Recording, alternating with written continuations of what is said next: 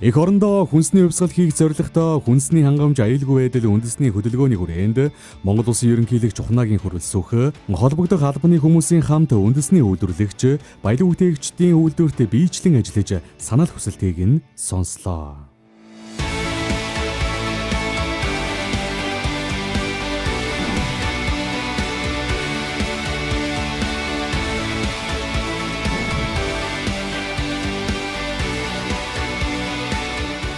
Монгол улсынхаа хүн амыг эрүүл аюулгүй хүнсээр хангахын тулд бид үргэлж хичээж ажиллах болно. Эрүүл аюулгүй хүнсээр ард түмнээ хангаж байгаадаа маш их баяртай байдаг. Хүнсний хувьсгал хэрэгжиж эхэлснээр үйлдвэрлэгчид бид өөрсдөө бахархаж эхэлсэн. Хүн төрөлхтний амин чухал болсон хүнс бэлтгэн гэдэг нь хамгийн том хариуцлага юм.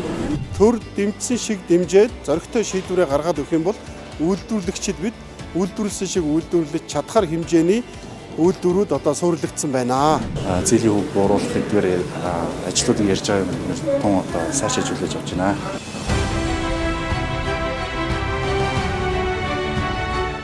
Хүнсний хангамж аюулгүй байдал үндэсний хөдөлгөөний хүрээнд 2023 оны төсөвт 223 орчим тэрбум төгрөг тусгаснаа хөдөө аж ахуйн салбарт сүүлийн 30 гаруй жил хийгдээгүй дэмжлэг юм.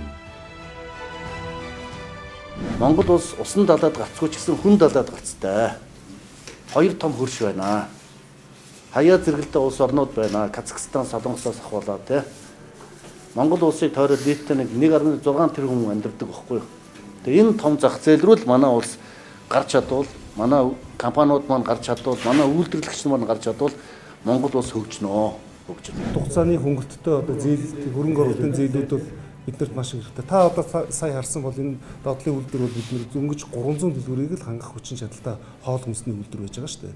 Гэтэл чинь бид нар одоо энэ нийт одоо энэ сүлжээ хэмжээ нэмэгдэхин хэрээр бидний үйлдвэрлэж дийлэхгүй дахиад шинэ үйлдвэр барих хэрэгтэй болно. Дахиад их том хэмжээний хөрөнгө оруулалтууд, тоног төхөөрөмжүүд бид нар шаардлагатай болно. Маш олон залуучуудад дахиад сурах хэрэгтэй болно. Энэ болгон маань нөгөө ашиг олохоос өмнө зардал мөнгөнд төрүүлээ гарч идэг учраас бидний хувьд бол маш хүндрэлтэй зүйлүүд үнэхээр санхүүжилтийн асуудал байна. Бусдаар бол болно. 25 оны 1 сарын 1-ээс Монгол улс тэр чигээрээ одоо нийтийн хэрэгцээнд худалдаалагдах махан бүтээгдэхүүн маань үйлдвэрийн аргаар үйлдвэрээр дамжигдсан, үйлдвэрийн аргаар боловсруулагдсан байх юм шаардлага тавигдсан юм хууль эрх зүйн орчин бүрдэж байгаа.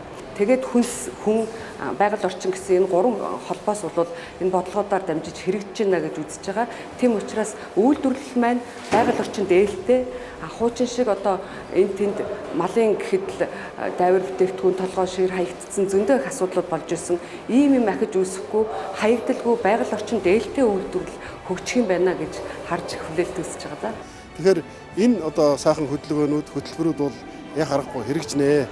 Хэрэгжихтэй одоо ингээд жилээр одоо ахиж дотоодынхаа 19 нэр төрлийг бид нэр дотоодоос хангах цаг ойрхон байна. Түүний сапаглаа бодлыг одоо хангах бололцоо бас ойрхон байна гэдгийг хэлэх таатай байна.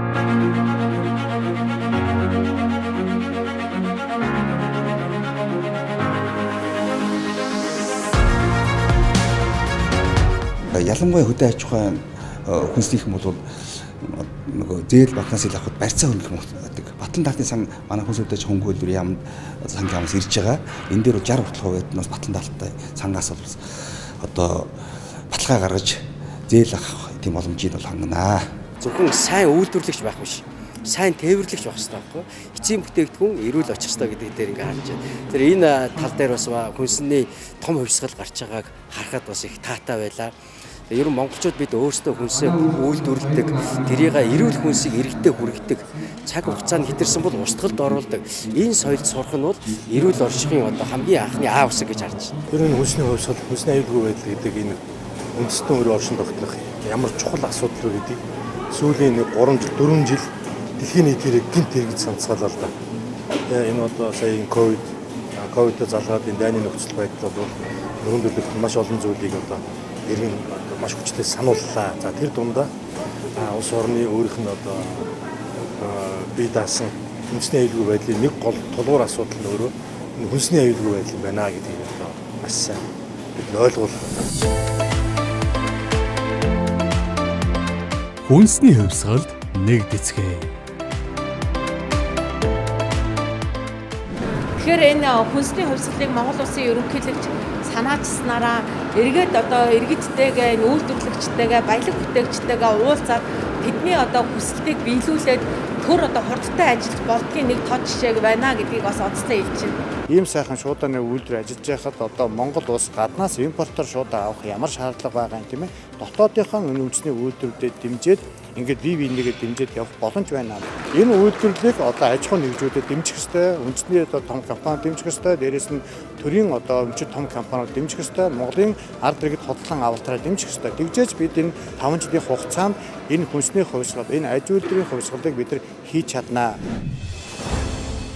2022 оны 5 дугаар сарын 13-нд Монгол Улсын ерөнхийлөгч энэ хувьсгалыг дөнгөж санаачилж байсан бол өнөөдөр эрх зүйн баримт бичигтээ болж 100 гаруй үйлдвэрт ерөнхийлөгч болон ерөнхийлөгчийн тамгын газрын төлөөлөл биечлэн ажиллаж санал хүсэлтийг нь бодлого шийдвэр болгон яг одоо бодит ажил болчихсон хэрэгжиж байна. Төрийн байгууллага хурдтай ажиллах боломжтой гэдгийг нэг ёсондоо харуулж буй. Та бүхэн одоо ажлаа явуулахад хүндрэл бэрхшээлтэй ямар асуудал байна вэ? Та бүхэн төр засгийн зүгээс ямар туслах дэмжлэг үзүүлэх шаардлагатай байна вэ? Ажлаа хийгээд амжилт олоход дэлхийн зах зээл дээр гарахад одоо төр засгийн зүгээс бидний зүгээс одоо тусал дэмжих зүйл юу байна вэ? Хүндрэл бэрхшээлтэй асуудал ямар асуудал байна вэ гэдгийг л одоо та бүхэн манай санал болоо хийж бидэнд туслана уу гэж одоо хүсэж байна. Энийг л сонсох гэж одоо энэ албан тушаалтнууд маань одоо ирсэн. Чиглэлийн сайд нар бас байж байна. Сая хэлээ одоо төр бас шуурхай ажиллаж байна. Ерөнхийлөгч маань баялаг бүтээгчдийн зөвлөгөө 3 сая 3 тэгээд ажлын 10 хоног дотор ингэж байна гэж хэлж байна. Би бас одоо хуульчсан Эрдэнэт үйлдвэр оюу толгойд уулуурхай яамаар дамжуулаад яамны сайдын хувьд одоо албан товчиг илгээе. Худалдан авалтыг нь дотоодын үйлдвэрээс онцгойлон анхаар ший гэдгийг. Гэт ажлын 3 хоног дотор бичиг тоот явуулнаа гэдгийг бас хэлье.